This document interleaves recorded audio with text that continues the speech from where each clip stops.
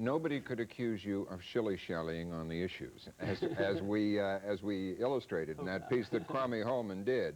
You're very clear. You want to ultimately abolish the income tax. You want to bring all American troops home from foreign countries. You want to legalize drugs. Let's start with that, because the polls say it's such a big issue on many people's minds, the drug problem. What is the case, your case, for legalizing drugs? The first thing is the best way to state it is we want to legalize freedom of choice in intellectual pursuits, freedom of choice in religious pursuits, and freedom of choice in what we take into our own bodies.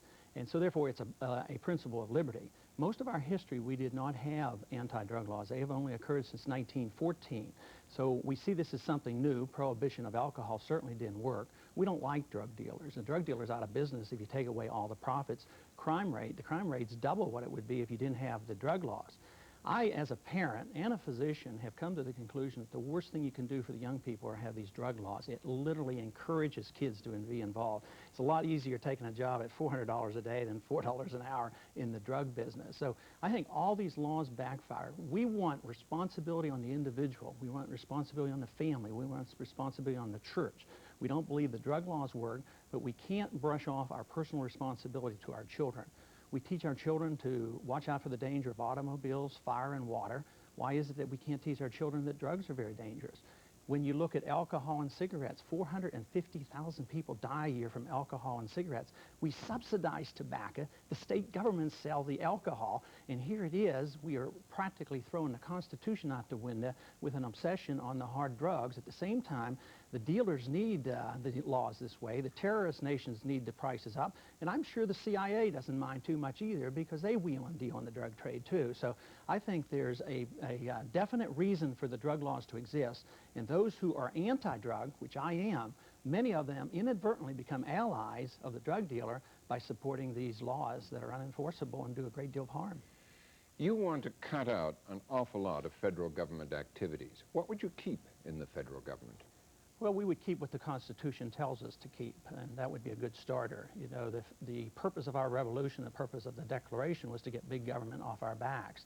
But we need a government to protect our liberty. We need a Justice Department. We need probably somebody to pay the bills in the Treasury Department. We certainly need a Department of Defense.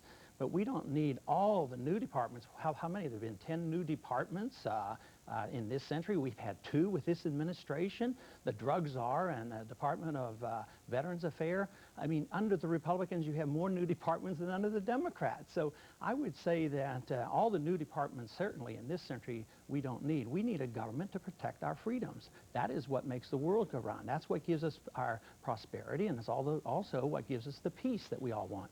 A very big part of this country now is something you say you would like to get rid of, along with bringing the troops home from abroad, and that is transfer payments, more commonly known as the welfare system. What would you put in its place? Who would look after the poor and the unemployed and so on if you did all that? Who's looking after the poor today? We have more poor than ever before. We have more people without medical care.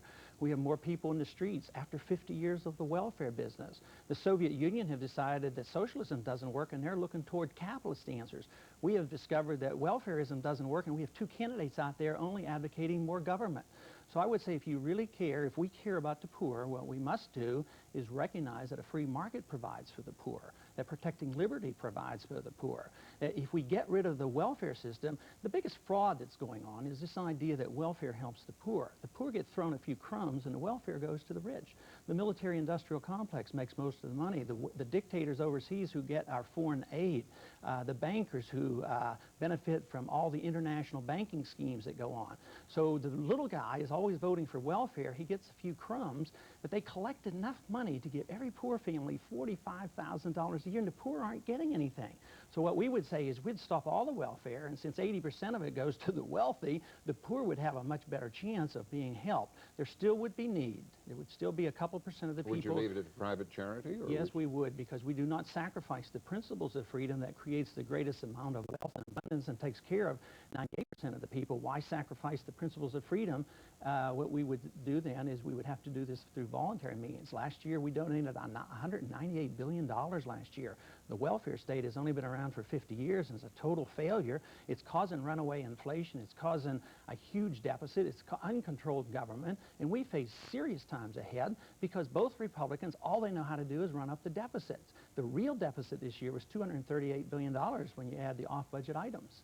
You say that the economy is on the verge of a cataclysm. That's a very strong word. That's worse than a disaster. Now, what do you mean by a cataclysm?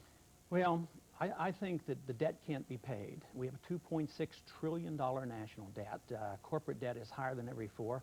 Personal debt is higher than ever before. Our international debt to foreigners is $600 billion. It can't be paid. Therefore, the burden, it has to be liquidated, and it's liquidated in one of two ways, either through default and shrinkage of the money supply, and that is deflation, or it's liquidated through inflation.